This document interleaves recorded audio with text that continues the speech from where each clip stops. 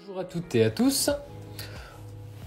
On va aujourd'hui parler d'un mouvement artistique.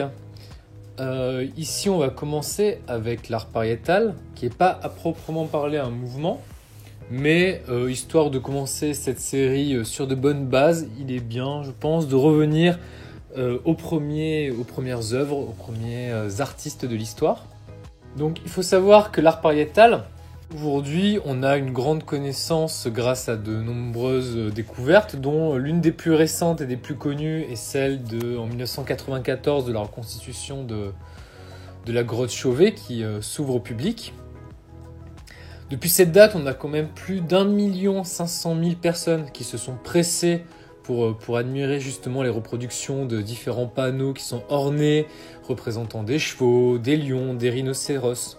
Tout un bestiaire au final du paléolithique qui va continuer à fasciner et qui intrigue justement 35 000 ans après que les nomades de la préhistoire les ont peints. Aujourd'hui, les scientifiques continuent d'interroger justement et de travailler à la conservation des œuvres préhistoriques qui sont aujourd'hui présentes dans plus de 350 grottes ornées qui sont connues à travers le monde. La question qu'on va se poser, c'est que représentent ces œuvres ? Quand ont-elles été créées ? Comment justement ces chefs-d'œuvre qui ont traversé des millénaires ont-ils pu être réalisés ?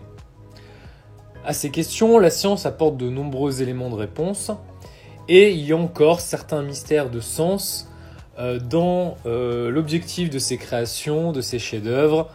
Donc il y a encore une grande part de mystère qui reste entier et au final c'est c'est quelque chose d'assez merveilleux en soi. Est-ce que c'est en France et en Espagne qu'on trouve la plus grande densité de sites d'art pariétal ? Il y en a aussi au Portugal, en Italie, en Roumanie, en Angleterre et en Russie. Et tout cela, ça recouvre une période d'environ de 26 000 ans. Donc ça fait entre moins 38 000 ans et moins 12 000 ans. Donc l'iconographie, elle, est assez reconnue à ce jour puisqu'elle comprend plus de 10 000 représentations qui reproduisent essentiellement des figurations animales, plus rarement des humains, mais aussi de très nombreux motifs schématiques, des symboles, des signes, etc. Toutes les formes d'expression graphique sont aussi présentes. On a de la peinture, du dessin, de l'aréographie, de la gravure, de la sculpture, du modelage, qui ont accompagné depuis donc l'origine le geste de l'homme au cours de ses multiples incursions dans différents milieux souterrains, mais aussi dans des milieux ouverts. Donc l'art pariétal, ça investit différents espaces. Donc on est tapis au fond des grottes, c'est un art qui au final est invisible, puisqu'il faut attendre un rayon de lumière pour pouvoir justement faire en sorte que cet homme préhistorique puisse avoir assez de luminosité pour pouvoir s'exprimer. Et pour le contempler, cette œuvre, aujourd'hui, il faut aussi, des fois, souvent même, parcourir des centaines de mètres sous terre, avoir sa propre source de lumière. Et sans les techniques d'éclairage d'aujourd'hui, l'homme préhistorique, lui, devait surmonter ses propres peurs. Faire le même chemin qu'aujourd'hui on peut faire avec une lampe torche, mais lui dans l'obscurité, une obscurité angoissante. Il utilisait aussi parfois les aspérités des parois pour mettre en relief ensuite ses représentations. Les premières découvertes sont assez récentes, notamment en 1895 où c'est l'exploration de la grotte de la Moutte qui, après des obscurations, a révélé des gravures pariétales.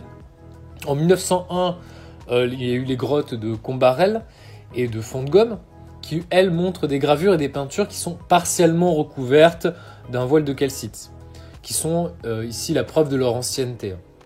En 1902, c'est Émile Cataillac qui jusque-là s'était opposé d'ailleurs à l'existence d'un art préhistorique, mais qui finit par publier dans l'Anthropologie un article où il fait un mea culpa. La voie s'est ouverte pour faire de nombreuses découvertes.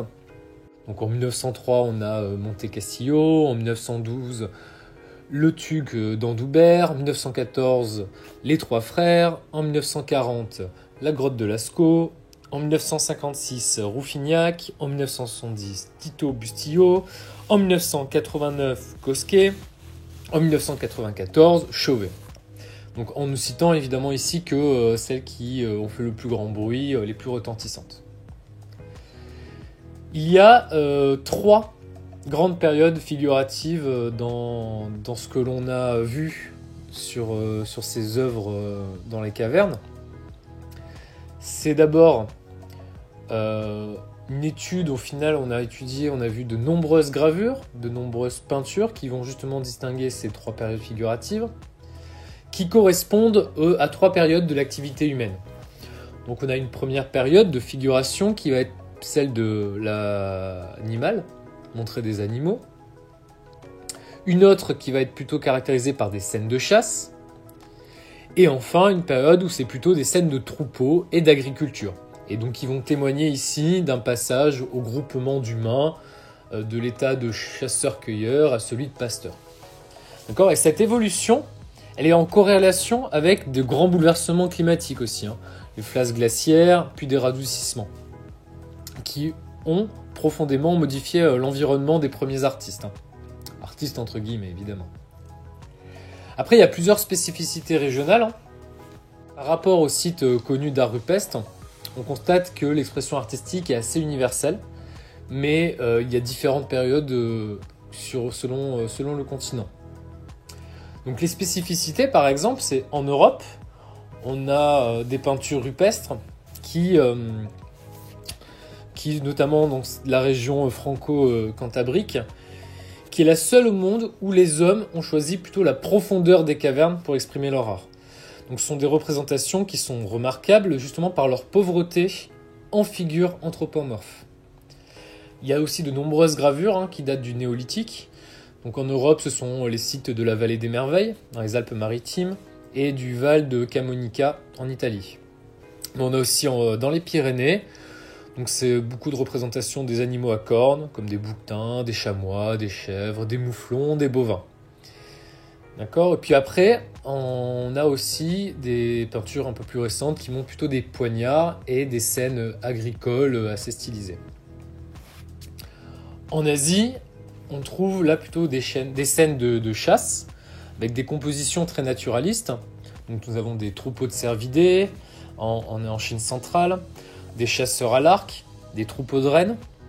En Inde, on a des grottes qui sont peintes, qui montrent aussi des scènes de chasse à l'arc et des scènes naturalistes, qui représentent parfois des animaux qui ont disparu du sous-continent, comme le rhinocéros ou la girafe.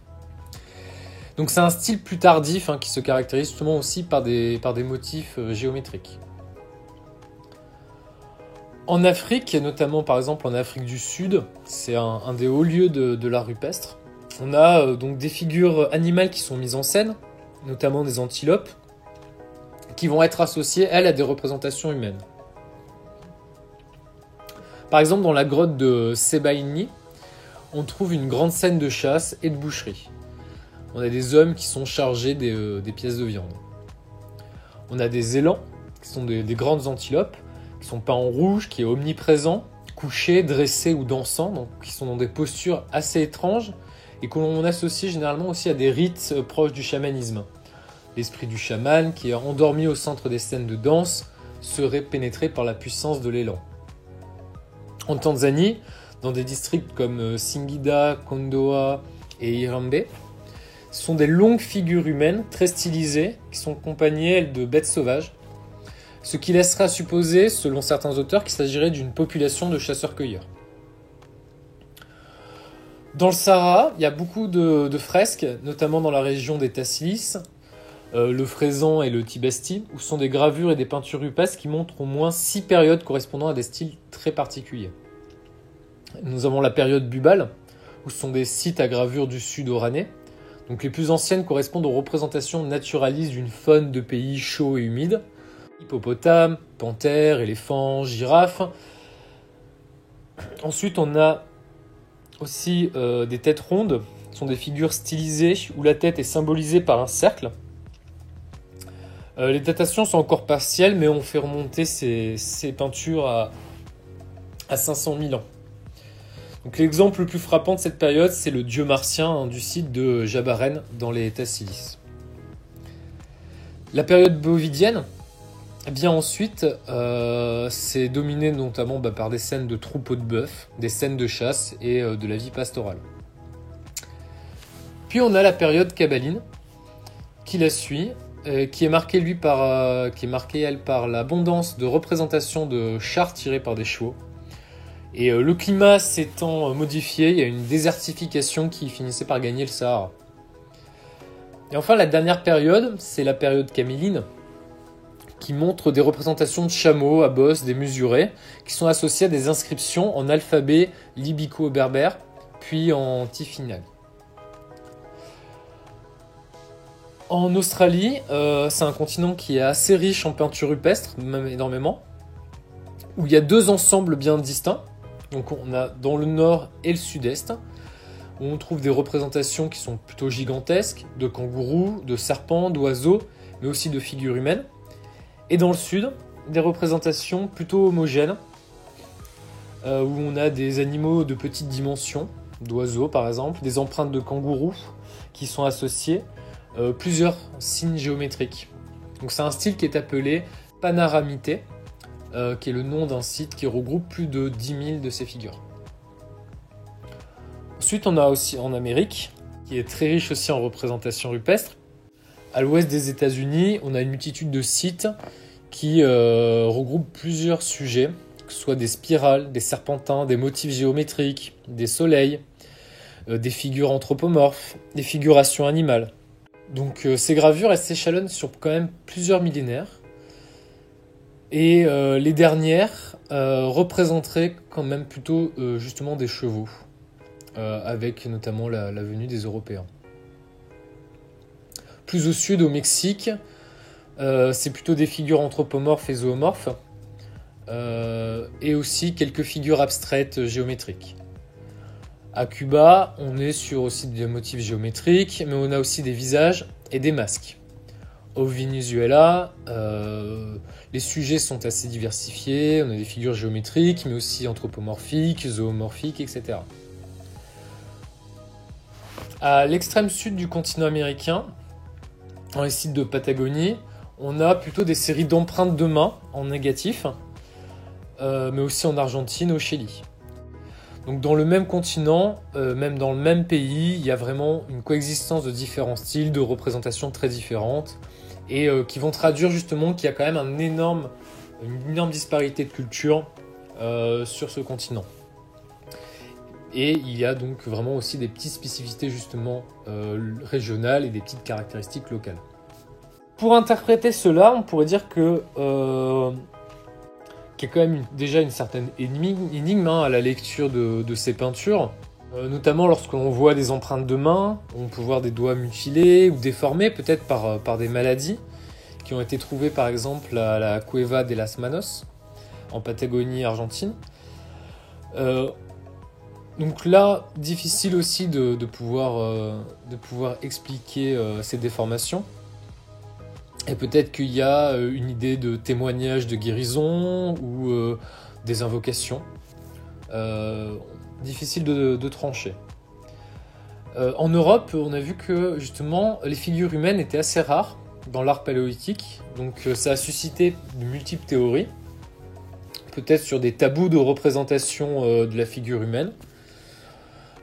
Pourquoi est-ce que justement il y a quand même une plus grande représentation du monde animal, donc de représentation zoomorphe? Peut-être justement parce qu'il y a une association aussi qui peut être faite de ces représentations à des rites magiques ou initiatiques. Mais au final, c'est vrai qu'on s'est plutôt éloigné de l'idée qu'il y avait une magie autour de la chasse, mais vraiment être sur comme l'animal et ce qui représentait l'alimentation de ces premiers hommes, leurs travaux tournaient autour de ce qu'ils consommaient, ce qu'ils utilisaient quotidiennement.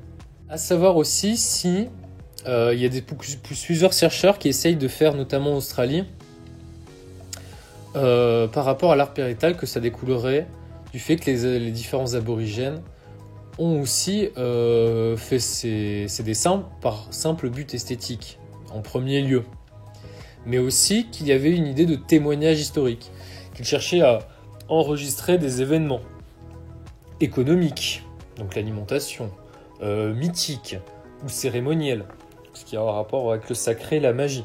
Donc ces sites ils deviennent au final des lieux d'enseignement. qui peuvent être transmis justement de génération en génération pour faire par exemple des cérémonies d'initiation. Donc ici, l'art revêt une dimension qui est quand même presque magique puisqu'elle peut faire partie aussi de rites de sorcellerie. Ça permet aussi donc aujourd'hui sur la recherche archéologique de reconstituer la vie matérielle de ces sociétés du passé. L'étude de l'art pariétal, donc à travers les différentes techniques de peinture, de gravure, ouvre une vraie fenêtre sur le passé spirituel, rituel et social de ces sociétés. Donc évidemment, il y a la peinture, la sculpture, la gravure. On a vu qu'il y avait plusieurs techniques qui étaient utilisées déjà. Donc, par exemple, la peinture comme forme picturale, nous avons notamment à fond de gomme ou de manière ponctuelle dans des grottes des Pyrénées, notamment au Portel.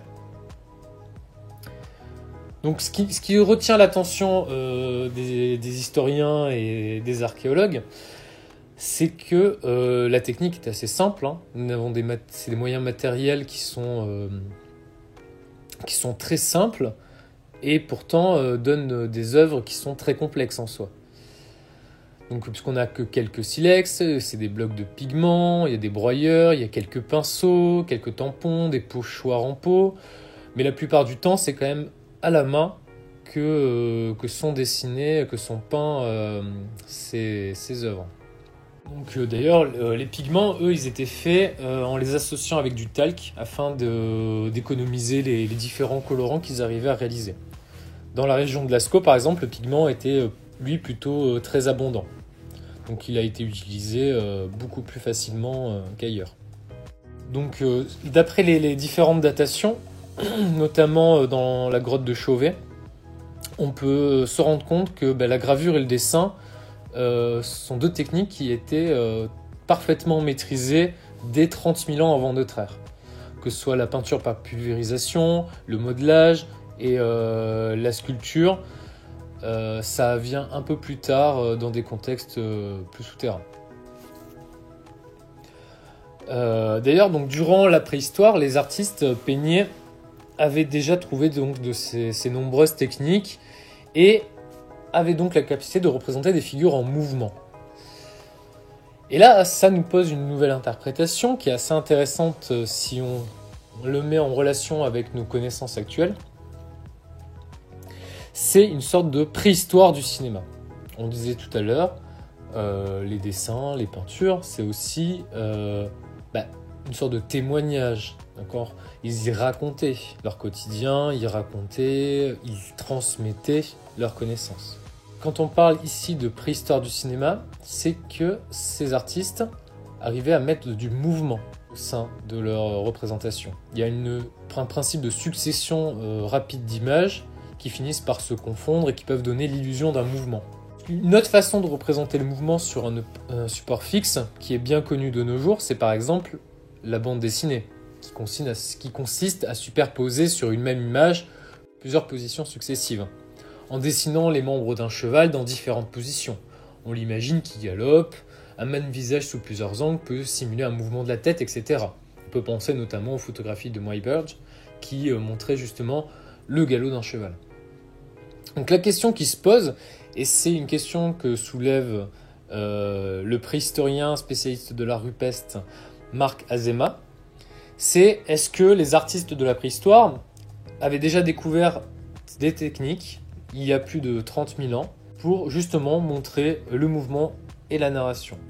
Dans le grand panneau de la grotte Chauvet figure une immense scène de chasse. On y voit des lions à l'affût dans une posture caractéristique. Les oreilles sont couchées vers l'arrière, la tête est tendue vers l'avant, le regard est fixé sur la proie. L'usage du gros plan qui sont centrés sur les têtes, qui donne à voir une véritable scène en tension dramatique. Les lions s'apprêtent à bondir et cela dénote aussi d'un réalisme et un sens de l'observation qui est assez époustouflant pour l'époque. On a une superposition aussi des positions donc, qui est un autre procédé qui est assez courant en bande dessinée, qui consiste à superposer différents plans pour donner l'illusion du mouvement. Donc sur ce même panneau par exemple de la grotte Chauvet, on voit une tête de rhinocéros qui relève la tête, et le mouvement est décomposé en plusieurs plans. D'accord ? On a sur de nombreuses peintures rupestres, aussi comme ici à Limeuil, la course d'un animal qui est représentée par la superposition de la position des pattes. On a aussi des successions de plans, qui permet également d'évoquer une séquence narrative. C'est le cas par exemple dans la grotte des Trois Frères, ici où le panneau des reines représente la chute de ceux-ci d'une falaise. On a le mouvement de la chute qui est décomposé en plusieurs images. Et on retrouve ce procédé à la grotte Chauvet et dans de nombreuses grottes ornées. Donc il y a aussi certaines conventions graphiques. Pour représenter un cheval au galop, c'est de dessiner membre allongé, le long du corps. Par exemple, ici comme à Lascaux ou à Rouffignac. Donc c'est une convention graphique que l'on retrouve souvent dans la peinture classique, dans la bande dessinée même, à la différence des postures réalistes. Même si le cheval qui galope n'est jamais dans cette position, ici la convention prend le pas sur la réalité, mais sert à évoquer la course du cheval.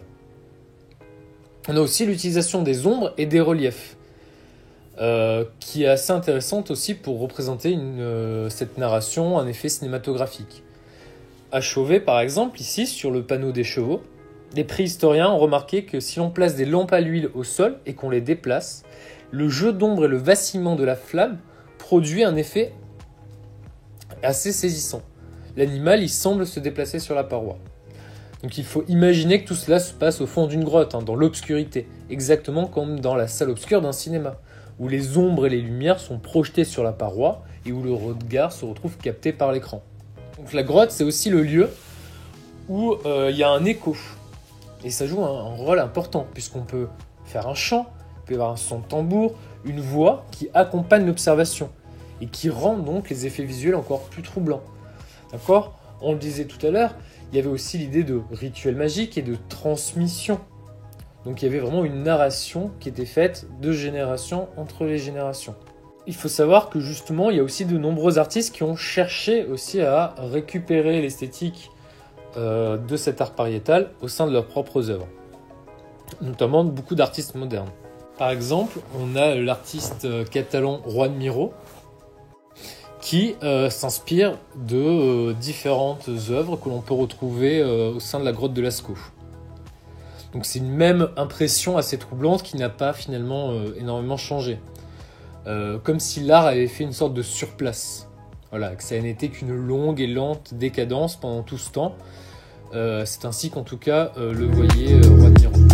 Par exemple ici, c'est quoi le fil invisible qui relie les 13 signes noirs que l'on voit à gauche ? Ces sortes de ponctuations, comme le désignaient les préhistoriens, qui ont été soufflées à la bouche, peut-être à l'aide d'un tube, d'une sarbacane. Avec 13 autres signes à droite, qui sont eux posés au pinceau sur une toile de fond azur. Donc au final, il y a des artistes comme Juan Miró justement qui vont essayer de se renouveler à travers leur peinture en justement récupérant quand même au final ces premières œuvres de l'histoire de l'humanité. Donc avec des expérimentations gestuelles sur de grandes surfaces, avec des recours marqués à des grands aplats de peinture. Par exemple, la série des Trois Bleus, peinte à l'huile en 1961, dans son nouvel atelier à Palma de Majorque, qui s'inscrit totalement dans ce contexte. Donc on peut voir qu'au final, à travers l'histoire, il y a toujours eu un renouveau, mais on revient toujours à une certaine simplicité de la représentation, à l'utilisation de médiums qui ont toujours été là, de techniques qui, au final, malgré être passées par certaines évolutions, on y revient toujours aujourd'hui. Et donc c'est pour ça que c'est important aussi de commencer cette série sur l'art pariétal, et puis on reviendra dans les prochains épisodes sur d'autres courants, peut-être plus proches de nous. Si d'ailleurs il y a un courant qui vous intéresse plus particulièrement, n'hésitez pas à le dire dans la section commentaires. Sur ce, moi je vous souhaite de rester créatif. Au revoir.